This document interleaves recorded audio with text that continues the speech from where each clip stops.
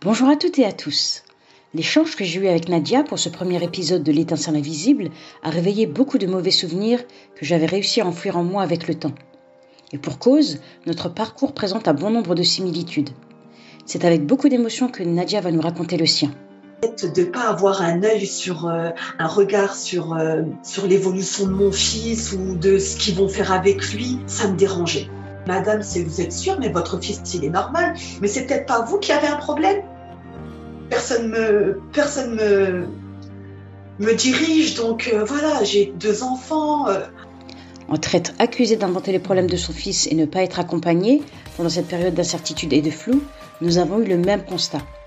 Le manque d'accompagnement des professionnels, des institutions officielles et leur manque de formation aux nouvelles méthodes de développement comportemental génèrent de la méfiance auprès des parents qui se tournent alors vers des professionnels du libéral.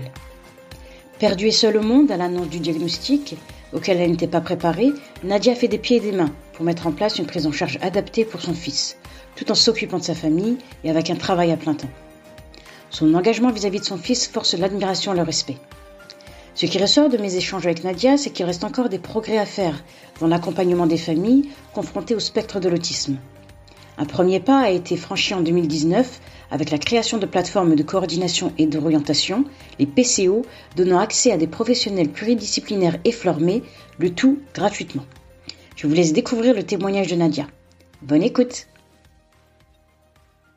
Bonjour Nadia, tout d'abord je te remercie infiniment d'avoir pris le temps d'accepter de me parler dans le cadre du podcast que j'ai créé, L'étincelle invisible. Nadia, tu es aide-soignante et tu es également la maman de 3 enfants et dont le dernier qui a actuellement 7 ans a été diagnostiqué. Si tu pourrais nous parler un petit peu de votre parcours depuis ce moment-là et même ce qui vous a amené à poser un diagnostic en fait. Oui, d'accord. Donc, comme j'ai déjà 2 enfants, quand mon fils est né, à l'âge de 8 mois, on voyait déjà qu'il y avait quelque chose qui n'allait pas.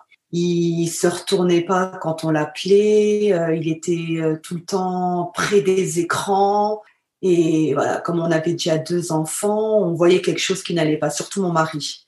Et donc, moi, à chaque fois, j'en parlais au pédiatre quand j'allais en consultation. Et donc, le pédiatre me disait, oui, vous inquiétez pas, chaque enfant n'est pas pareil et ils évoluent chacun de leur façon. Donc, il n'y a pas besoin de s'inquiéter. Aux consultations, tout va bien, il est réactif. Donc, ne vous faites pas de soucis.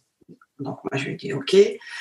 Et puis, ben voilà, les mois passés, à 1 an et demi, toujours pas, il marche, mais toujours pas de mots, pas de maman, pas de papa, il pointe pas du doigt. Donc voilà, moi je m'inquiète. Et du énième rendez-vous chez le pédiatre, donc je lui dis mes doutes et tout ça. Donc il me dit, bon, vous inquiétez pas, on va faire le nécessaire. Donc il a vu vraiment que j'étais très inquiète et donc 3 jours après, il m'appelle et il me dit, écoutez, comme j'ai vu la dernière fois que vous étiez inquiète par rapport à votre fils, je vous propose de faire un bilan au CAMS. Donc, ben voilà, on a commencé les démarches. On a commencé en 2015. J'ai téléphoné au CAMS en novembre. J'ai dû attendre 6 mois pour avoir mon premier rendez-vous avec le pédiatre. Pour qu'après, à la première consultation, qu'elle remarque, oui, qu'il n'y a pas le regard et tout ça. Donc, elle me dit, vous allez voir une pédopsychiatre, psychomotricien et tout ce qui en suit, une batterie. Donc là aussi, l'attente était très longue. On a dû encore attendre 3 mois. Donc, en fait, on a fait tous les bilans et j'ai eu mon diagnostic qui a été posé en mai. D'accord. En mai 2016. Ouais, bien de novembre à mai. Je trouve que c'est très long pour avoir un diagnostic. Surtout dans une structure comme le CAMS où en général, où les enfants ont un certain âge, ils essayent quand même de les faire passer en priorité. Donc c'est vrai que c'est assez surprenant que vous ayez dû attendre tout ce temps-là. Et justement, entre le moment où le pédiatre en fait de votre enfant vous a redirigé vers le CAMS et le moment où vous avez eu le diagnostic, est-ce qu'on vous a proposé un accompagnement? Est-ce qu'on vous a préparé à quelque chose ou quoi que ce soit? Du tout. Seul au monde. Seul au monde. Aucun accompagnement, rien, vraiment seul. Au diagnostic, la pédopsychiatre, elle vous lance ça comme ça. On n'était pas préparés. J'étais pas préparée. Donc, elle vous donne une ligne de conduite, un hôpital de jour, voilà. Donc, on n'a pas le temps, en fait. moi, c'était comme si tout s'écroulait. En fait, j'étais complètement perdue, seule. Je vais chez mon pédiatre, on ne sait pas quoi me dire. J'ai mon aîné qui était suivi par une orthophoniste. Donc, je l'ai appelée en pleurs et elle m'a dit, venez à mon cabinet, on va parler. Donc, je lui ai dit, voilà, je lui ai expliqué la situation. Et donc, elle m'a dit, écoutez, ne vous inquiétez pas, j'ai une amie qui a vécu la même situation que vous, qui est orthophoniste. Je vais vous mettre en lien avec elle et puis elle va vous dire ce qu'elle a fait et tout. Donc de là, j'ai commencé à faire des recherches pour voir qu'est-ce que je pouvais faire comme intervention pour mon fils, comme soin pour mon fils, parce que quand j'ai fait des recherches, quand j'ai parlé avec la pédopsychiatre, hôpital de jour et tout ça. Et c'est vrai que en faisant des recherches et tout ça, j'ai pas adhérer. Voilà, Warda, j'ai pas adhéré à ce concept de l'hôpital de jour. Non, j'ai pas du tout adhéré à ça. Les hôpitaux de jour sont des institutions relevant du secteur psychiatrique et sont financées par la sécurité sociale majoritairement. Elles peuvent proposer une prise en charge médicale, mais aussi des temps thérapeutiques et éducatifs pour l'enfant s'il a des troubles du comportement, des troubles autistiques ou simplement s'il a besoin d'un accompagnement psychologique. Même si ce type de structure semble attrayant sur le papier, la plupart des institutions rattachées au secteur psychiatrique souffrent aujourd'hui d'une réputation douteuse car les méthodes d'accompagnement mises en pratique sont très archaïques et très peu efficaces face à des méthodes plus avancées pratiquées dans des pays comme les États-Unis, la Suède ou encore le Canada. En effet, beaucoup de parents se plaignent d'être exclus des prises en charge une fois l'enfant intégré dans l'établissement, avec parfois des menaces de signalement si l'enfant en est retiré. L'autre alternative qui s'ouvre aux parents est de s'adresser à des professionnels libéraux où la famille fait partie intégrante de la prise en charge. Et donc après, je me suis mis en relation avec cette orthophoniste qui m'a expliqué elle aussi son parcours, qui s'est retrouvée aussi toute seule, qui m'a dit comment faire, qui m'a proposé en fait une méthode ABA. Et donc, je me suis renseignée sur cette méthode ABA et je me voyais plus dans ce courant-là pour mon fils. Et donc, j'ai fait toutes mes démarches toute seule. D'accord. Tu peux expliquer en fait qu'est-ce qui t'a un peu rebuté dans l'hôpital de jour et qu'est-ce qui t'a séduit, à contrario, dans la méthode ABA? Parce que dans l'hôpital de jour, vu que moi je suis déjà dans les soins, je sais plus ou moins comment que ça se passe. On dit aux clients que vous inquiétez pas, c'est une structure, c'est carré, on a tant et tant d'éducateurs, on a ça, on fait comme si, vous pouvez venir visiter. Mais je sais que dans la réalité, c'est pas ce qui se propose. On est toujours effectif, il y a toujours le fait de pas avoir un œil sur un regard sur l'évolution de mon fils ou de ce qu'ils vont faire avec lui, ça me dérangeait. Et que par contre que la méthode ABA, c'est vraiment travailler dans son espace, dans son environnement naturel, en lien avec la famille, faire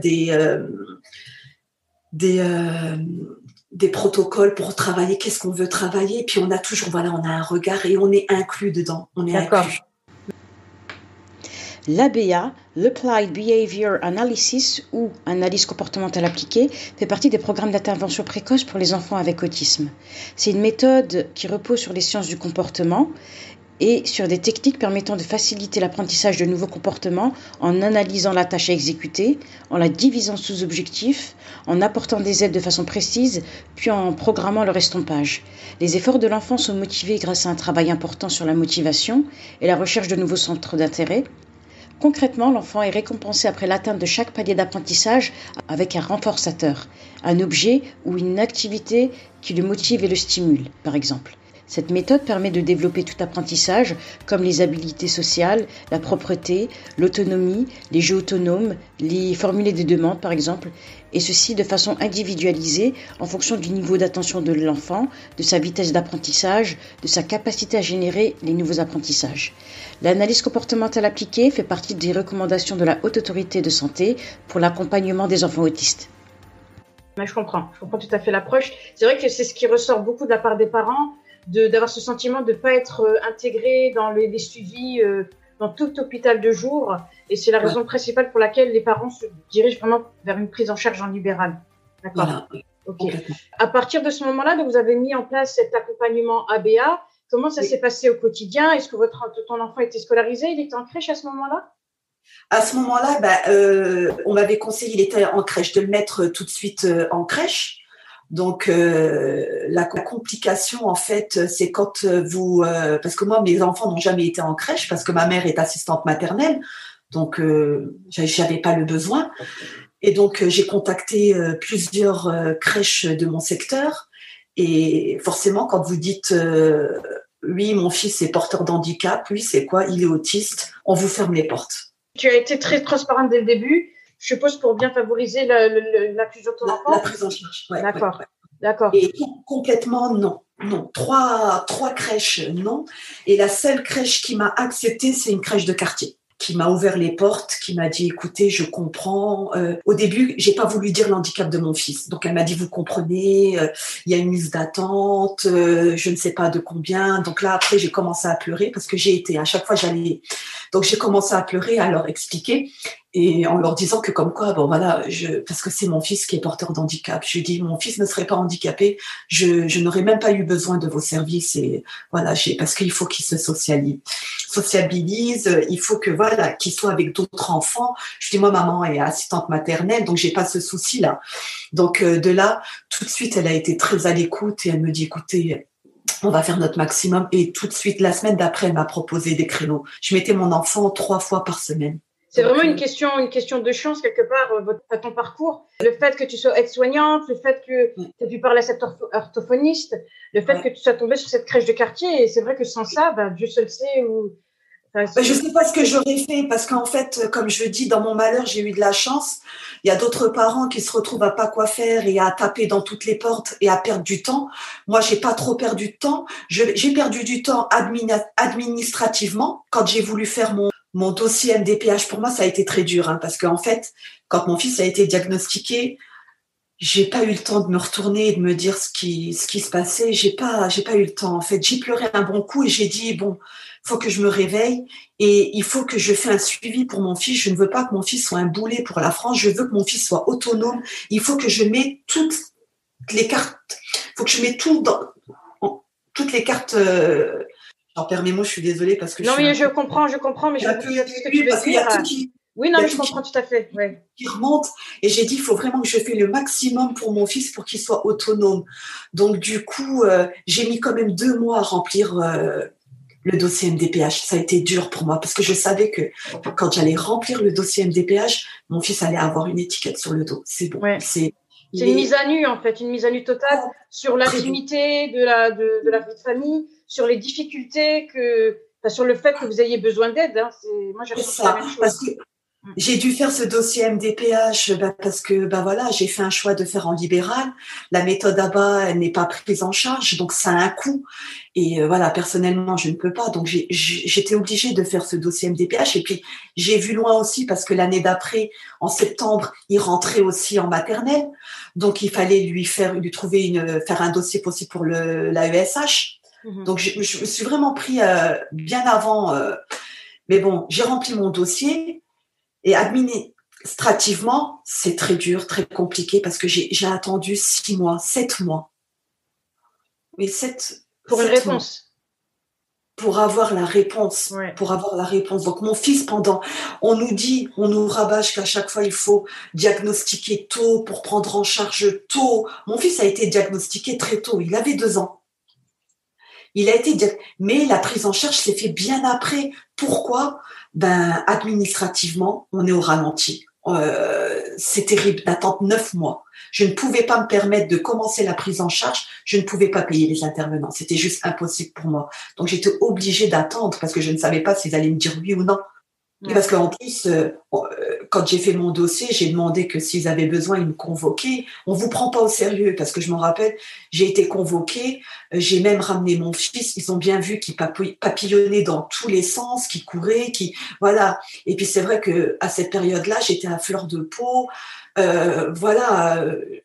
Et je racontais mon quotidien et puis j'ai commencé à pleurer. Et donc là, on vous dit, mais madame, vous êtes sûre, mais votre fils, il est normal. Mais c'est peut-être pas vous qui avez un problème.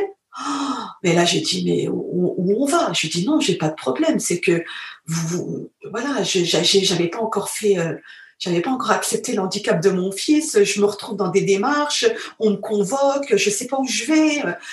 Personne me dirige. Donc voilà, j'ai 2 enfants. Et puis vous, voilà, inconsciemment, votre subconscient travaille jour et nuit, plus le travail. Donc c'est vrai que j'étais à fleur de peau et elle ose me dire, oui, c'est vous qui avez peut-être un problème, c'est peut-être pas votre fils. Ah là, j'étais pas, franchement, j'étais mal. Normal. Là, je me suis ouais, franchement, ouais. J'ai dit, on nous prend même pas au sérieux. Rien qu'à l'annonce du diagnostic, on vous le dit comme ça. C'est. Ouais. Et du coup, donc, quand ton enfant a été à la maternelle, comment ça s'est passé? Est-ce qu'il a pu obtenir la ESH assez rapidement dès la rentrée ou comment ça a évolué? L'ESH, elle a été notifiée en 2016, en juin, quand j'ai eu les réponses pour la notification AEH et la ESH. Mais figurez-vous que le premier jour de la rentrée, pas d'AVS, pas d'AESH. D'accord. On vous a expliqué pourquoi? Non, pas d'AESH. Donc, on avait fait une ESS avant la rentrée. Donc, je leur avais expliqué plus ou moins comment qu'il était mon fils et tout. Donc, ils avaient dit si peut-être au cas où, on ne sait jamais, on n'a pas d'AESH, comment qu'on fait? Est-ce que votre enfant va quand même à l'école? Donc, en fait, la maîtresse qui a accueilli mon fils avait déjà accueilli mes enfants avant. Donc, la maîtresse, elle a dit, ah oui, pour moi, c'est un enfant comme tout le monde. Même s'il n'a pas de AESH, je veux qu'il soit scolarisé et tout ça. Donc, le premier jour, voilà, pas d'AESH. Donc, après, j'ai appelé l'enseignante référente, la MDPH ne vous répond pas, vous devez monter jusqu'à Metz. Rien jusqu'à 15 jours après. 15 jours après, la directrice qui m'appelle, c'est bon, votre fils, on lui a notifié, une AESH a été nominée. Donc, je l'ai vu 2-3 jours avant qu'elle prend son poste. Et puis, voilà, il a été pris en charge. Mais honnêtement, je pense que l'avoir 2 semaines après la rentrée, c'est déjà un très, très bon résultat parce que certains, malheureusement, attendent des mois et des mois, en fait. Moi, dans mon cas, j'ai attendu, je crois, elle arrivait en octobre. Entre-temps, il peut y avoir énormément de difficultés en classe. Bien entendu, la maîtresse et les ATSEM ne peuvent pas passer tout ce temps-là avec nos enfants, quoi. Mais c'est vrai que ce problème d'AESH, il est là depuis... Et beaucoup de familles en pâtissent, en fait. En fait, oui, complètement. Et puis, ils sont c'est des classes déjà qui sont très surchargées par les enfants. Et toujours, en fait, comme si on n'en avait pas assez, c'est toujours un stress arrivé à la fin de l'année scolaire. Est-ce que on a la notification que comme quoi votre enfant, moi, il avait une AESH pendant 2 ans, mais est-ce que cette AESH sera encore reconduite l'année d'après? Ouais. Ça a été terrible. Je n'ai pas pu savoir. Donc, mes vacances, j'ai passé à téléphoner au maire, à téléphoner à droite, à l'enseignante référente. Je me suis fatiguée à savoir est-ce que cette AVS sera encore reconduite. Elle voulait, mais personne n'a été capable de me dire oui, elle sera là au 1er septembre. Même elle ne savait pas. Son contrat se terminait au 31 juillet. Elle ne savait même pas qu'est-ce qu'elle allait faire à la rentrée septembre. Elle pouvait même pas se projeter. Donc, je veux dire, moi, on nous laisse pas tranquille. On est sans cesse en train de réfléchir, en train de s'inquiéter, en train de et voilà. Je trouve que ça, c'est inadmissible. Et du coup, également pour préparer nos enfants, parce que forcément, le fait qu'ils aient construit une relation avec une personne spécifique, on a quand même besoin de leur expliquer le contexte. Est-ce qu'elle sera là? Est-ce qu'elle sera pas là? Donc, c'est un problème double. Ah oui, complètement. Et puis, voilà. Et je veux dire, mais en tout cas, pour moi, j'ai pas essayé de faire montrer ça à ma famille, mais ça m'a été très stressant parce que je me suis dit, voilà, qu'est-ce qui va se passer en septembre? Donc, je l'ai su même pas 2-3 jours avant la rentrée que c'était la même AESH qui était reconduite. Mais je veux dire, on pourrait nous éviter tellement de stress inutile. Je suis d'accord. Inutile. Rien que par rapport à ça, chaque année, déjà, on a le stress des dossiers MDPH à remplir à chaque fois qu'ils arrivent à terme. On a les ESS. C'est continu. C'est du continu, c'est du continu, c'est du continu. On dit oui, plus ils vont grandir, plus ça va aller. Mais en fait, plus ils grandissent et plus c'est d'autres problèmes. Après, tout dépend des gens qu'on côtoie. Voilà, la maîtresse que mon fils a eue pendant 4 ans en maternelle, c'était quelqu'un de très bienveillant, qui faisait très bien attention, qui était à l'écoute, qui a adapté la scolarisation à Ryan par rapport à ce qu'il savait faire, comme il est très visuel. Donc là, maintenant, il est en Ulysse. En CP Ulysse, maintenant, je me confronte à d'autres problèmes. En fait, on n'est jamais tranquille. On n'est jamais tranquille. À quel type de problème tu es confrontée en Ulysse? Du coup, en Ulysse, je suis confrontée aux problèmes. Ils savent pas comment trop gérer mon fils dans le sens où, il a besoin d'un cadre, il a besoin, et en ce moment, il jargonne beaucoup. Ouais. Donc, ils savent pas comment le poser, comment pas lui proposer. Pourtant, la psychologue en ABA est venue en classe. Elle leur a expliqué comment faire et tout ça, mais ça ne va pas. Donc, il y a un protocole qui a quand même été mis en place pour expliquer un peu les différentes choses qui avaient été travaillées en prise en charge. Donc, oui. la psychologue, d'accord. OK. Et, entre guillemets, quel est le retour de l'école, de l'enseignant par rapport à ça? Puisque, si je comprends bien, tout est fait pour que qu'elles aient les outils adéquats pour aider ton fils. Quel retour on te fait à ce sujet-là?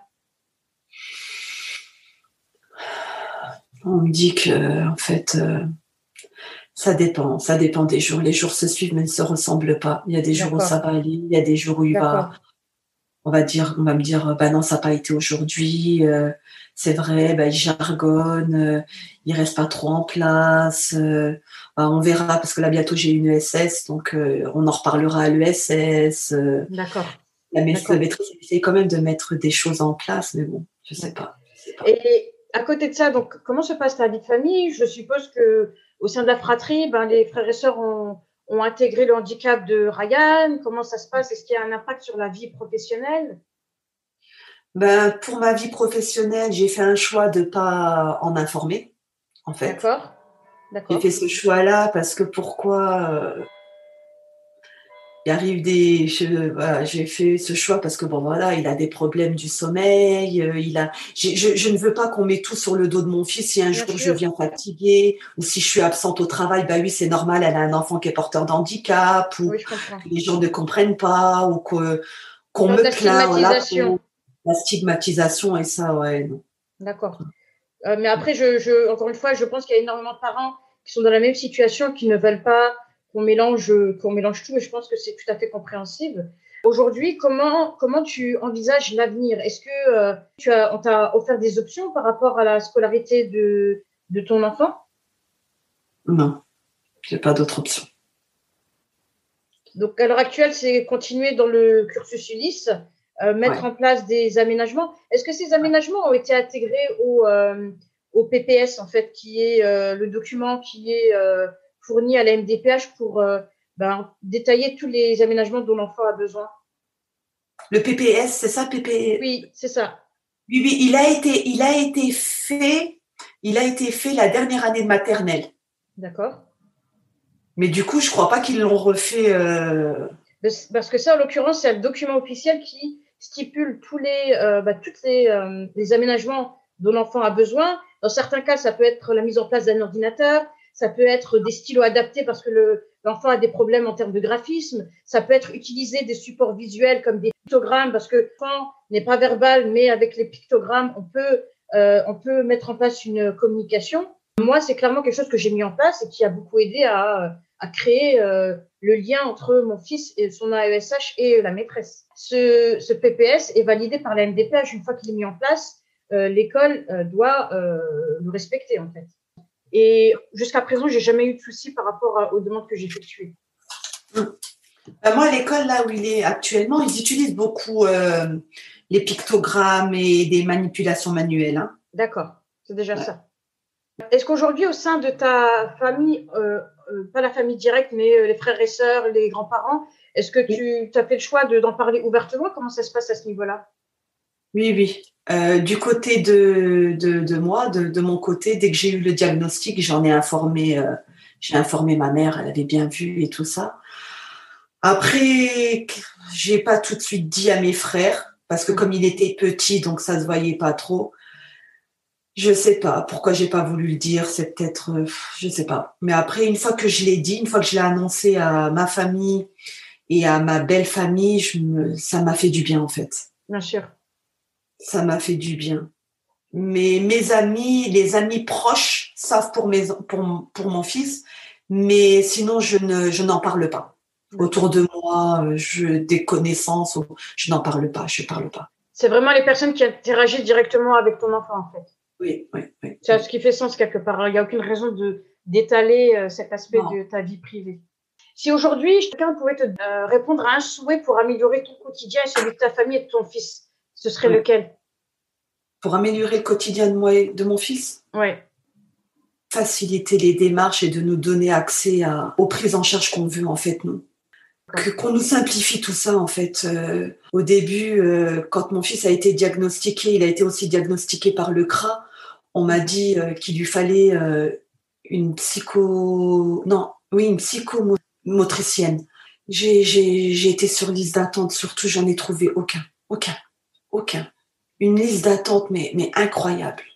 Et puis, même avec les ergothérapeutes, dès que vous rentrez dans des soins comme ça, c'est des tarifs... Ils ne sont pas pris en charge, d'une part. Pas pris en charge, on s'en sort pas. J'aimerais tellement faire de là-bas à mon fils en intensif, mais financièrement, je peux pas. Donc, on nous freine. On nous freine dans la prise en charge. On nous freine.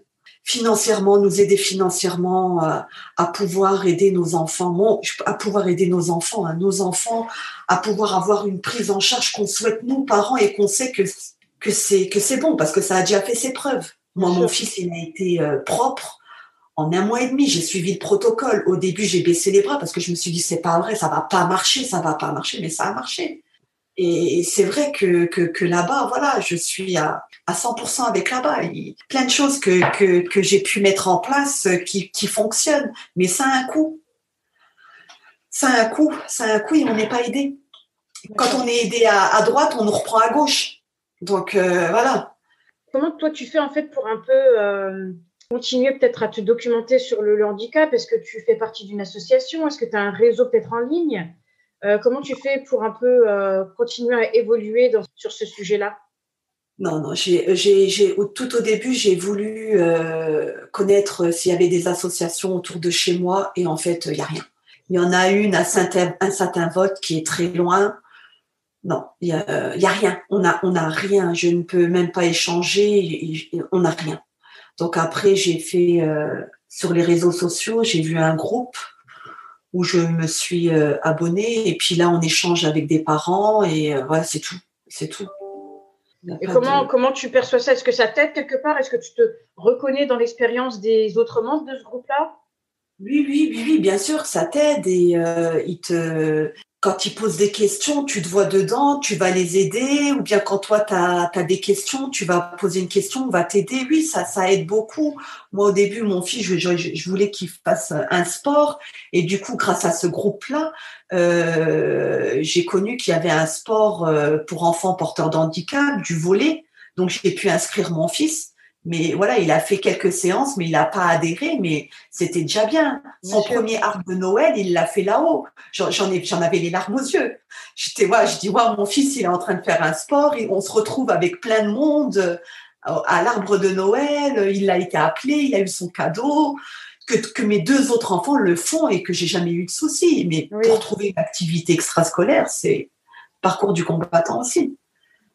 C'est vrai qu'on se confronte à beaucoup de réticences des éducateurs sportifs, encore une fois à cause de la méconnaissance et le fait de ne pas pouvoir gérer un groupe et un enfant porteur de handicap. En fait. On se dirige tout doucement vers la fin de ce podcast. Je vais du coup te laisser le mot de la fin, et j'aimerais simplement savoir ce que tu souhaites que les auditeurs retiennent du podcast et de ton parcours et du handicap de ton fils. Qu'est-ce que j'aimerais qu'ils retiennent? Qui retiennent, en fait, qu'il faut pas, voilà, moi, ce qu'ils retiennent, c'est qu'on a des enfants extraordinaires. Malgré le handicap et malgré ce qu'on peut vivre au quotidien, des hauts et des bas, qu'il faut jamais baisser les bras, qu'il faut toujours se battre. Est-ce que tu as quelque chose à dire, par exemple, sur la manière dont les personnes qui côtoient ton fils, la manière dont tu aimerais qu'elles se comportent? Est-ce que tu es plutôt contente, par exemple, quand il va à l'école, tu sens que les gens sont quand même bienveillants? De toute façon, dans tout ce qui est professionnel, l'orthophoniste et tout ça, ils ont tous quelque chose de bienveillant, même à l'école, parce qu'ils le connaissent plus ou moins. Voilà, ils connaissent mon fils et tout. Mais après, c'est les gens à l'extérieur, c'est le regard des autres. Moi, maintenant, depuis que j'ai mon fils, on va plus manger au resto. C'est des choses qui est impossible à faire parce qu'on a le regard des gens.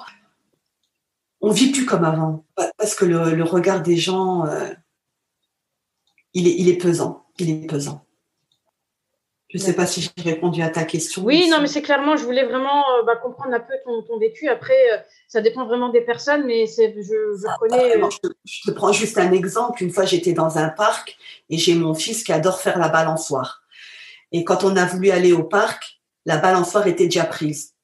Donc mon fils, je lui fais comprendre, je lui dis, Ryan, attends, c'est chacun son tour. Voilà, il peut faire une colère, il faut qu'il comprenne que c'est chacun son tour et tout. Donc il a commencé à faire une crise. Bon, je l'ai bloqué et tout. Puis d'un coup, la maman à côté qui me dit, oh mais dis donc, et elle parle à mon fils en lui disant, mais dis donc, qu'est-ce que tu fais? Mais c'est pas bien de faire une colère comme ça. Mais c'est un gros caprice. Ça se fait pas. Donc moi j'étais en plus fatiguée le jour-là. Je lève mes yeux, je la regarde, je lui dis, écoutez madame, mon fils est porteur d'handicap, il est autiste. Du coup, elle m'a regardée, elle était gênée, elle me dit, oh, excusez-moi, ah oui, non, pardon, excusez-moi, je vous souhaite du courage, madame. Ouais. Mais voilà, il y a plein de petites choses comme ça qui font que. Donc j'avais envie de lui dire, ouais, du courage, oui, mais ouais, voilà. Donc voilà, c'est que maintenant, quand je veux sortir avec mon fils, c'est malheureux, mais quand c'est le printemps, mon fils se lève tôt, à 7h30, on est dehors. On va au parc, on va se promener, je vais faire la balançoire, je vais faire des choses pour éviter le monde. Ouais. Pour éviter le regard des gens, pour éviter, voilà, je vais sortir très tôt le matin. Je me retrouve à éviter le monde, voilà, pour pas qu'il y ait de jugement extérieur. Voilà, si mon fils il va marcher puis qu'il va faire une stéréotypie ou il va jargonner, vous voyez le regard des gens. Vous êtes dans une salle d'attente pour aller chez le médecin, Ryan il va marcher, hein, il va vouloir 2 fois toucher, ou bien vous voyez le regard des gens, vous voyez comment qu'ils font, voilà, et ça reste qu'un enfant. Bien sûr. Ça reste qu'un enfant. Et c'est le regard de ces gens-là qui font que je suis mal à l'aise, je suis gênée, je ne devrais pas. Je suis tout à fait d'accord. Je ne devrais pas. Mais ça, c'est un problème qui se produit énormément, d'avoir affaire à des.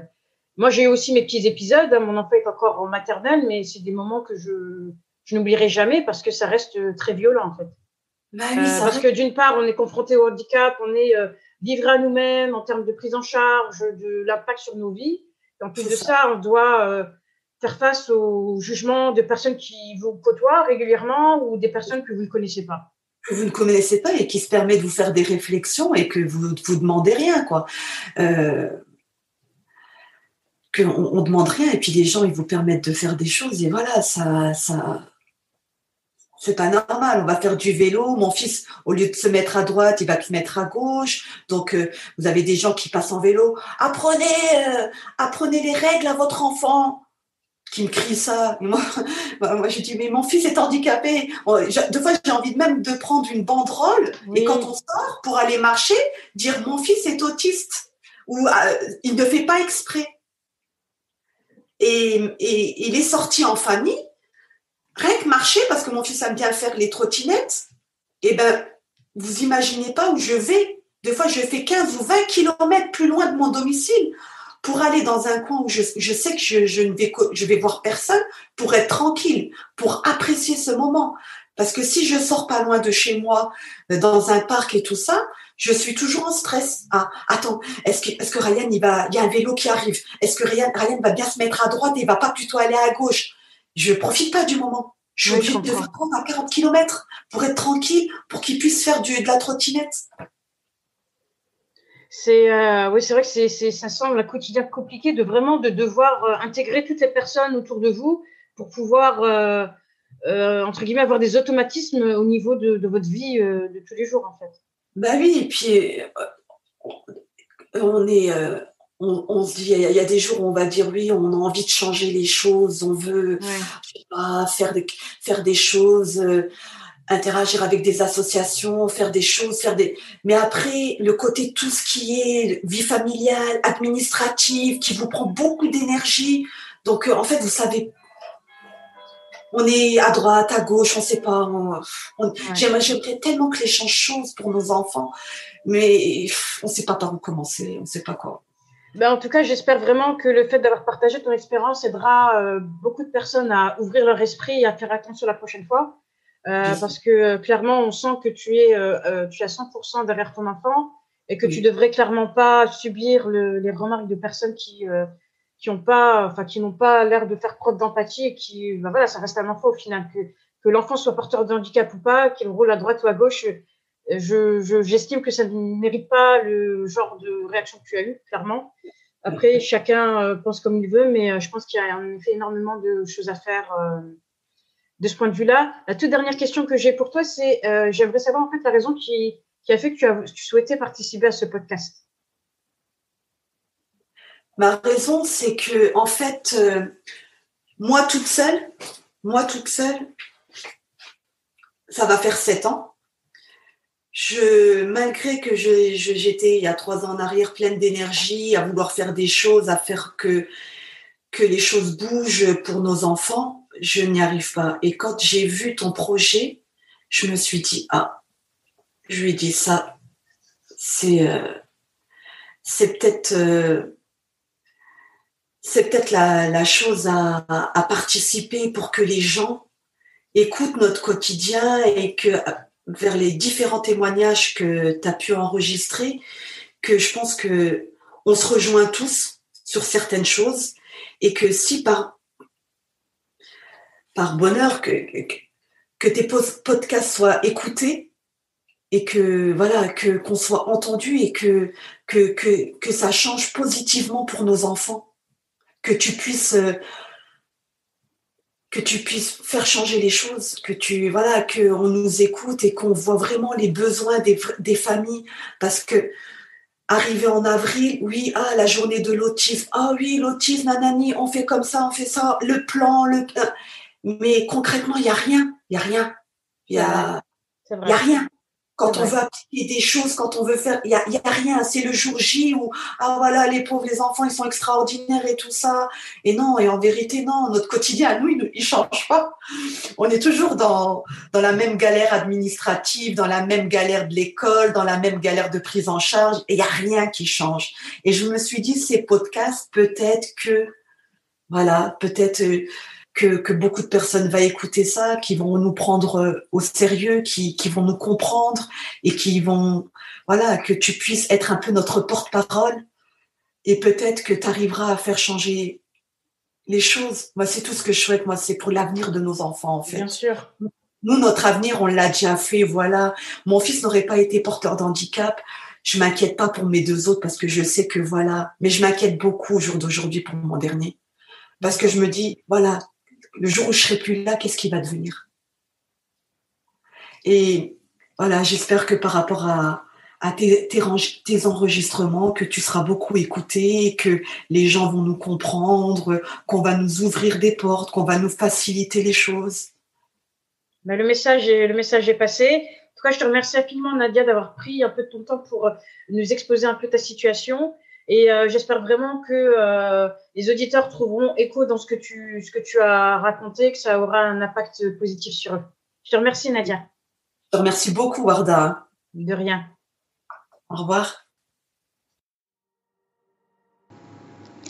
Je vous remercie d'avoir écouté un épisode de L'étincelle invisible. J'espère que vous avez apprécié son contenu et que vous avez pu en tirer quelque chose de bénéfique pour vous ou même pour une tierce personne.